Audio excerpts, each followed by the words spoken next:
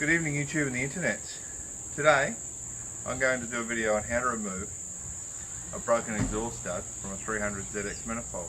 Now you're going to need a couple of simple hand tools to do this job. First you're going to need some gloves, because without them you're going to take all the skin off your knuckles the countless times that you slip on something, damage it. You're going to burn your hands because things aren't working right and you've had to use a blowtorch, and so when you're drilling and cutting the steel under the car you're going to burn yourself. You'll also need a rag because you're working under the car in short sleeves and you're getting burned, so you need to lay the rag on your wrist to stop it from burning you. You're going to need a decent toolkit with miscellaneous sockets and spanners, most of which are going to be of no use to you whatsoever because you can't get any of them onto anything anyway. And the few that you can get on are going to be too small to apply the adequate torque to do anything useful. You will need the aforementioned blowtorch because that thing has been snapped and rusted in there for about 25 years. It's also going to be useless and not going to have helped. 2 weeks of soaking in WD-40 is always a good idea with rusted studs. Also going to be useless, it's not going to help at all. You're going to need 3 or 4 sets of drill bits, of which you're going to break most of them.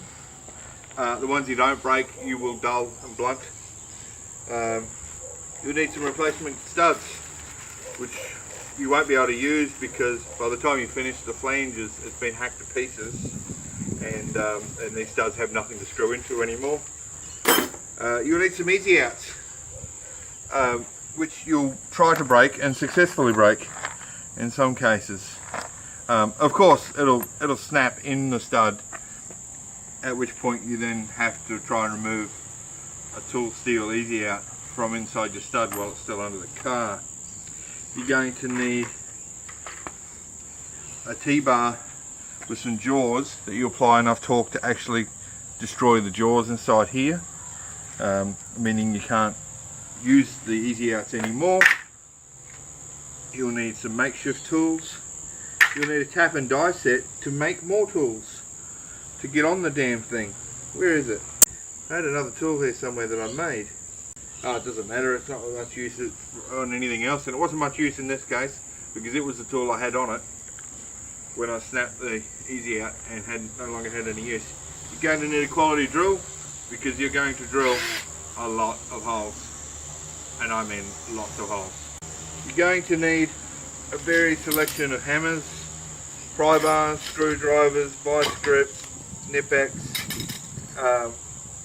disposable ratchets for fear of breaking stuff. You're going to need all of that just so you get something handy to throw at all times when you get shits with the job. None of them are going to be of any use either. And that's about it. Oh, here's my tool that I made. So you're going to need to manufacture something like this and get enough torque on it to shear off the easy out in the stud. You need the old gasket to size up the new holes that you're going to have to put in because you're not going to be able to use the studs ever again. And that's about it. Oh, and you also need about 12 to 15 hours to do this job. At the end of which, instead of having 2 new studs in your flange, you'll have 2 gigantic holes that look like shit. And you pray to God that you've got something in your miscellaneous bolt straw that'll go through the friggin' things so you can actually bolt your thing together. Let's do it now, shall we?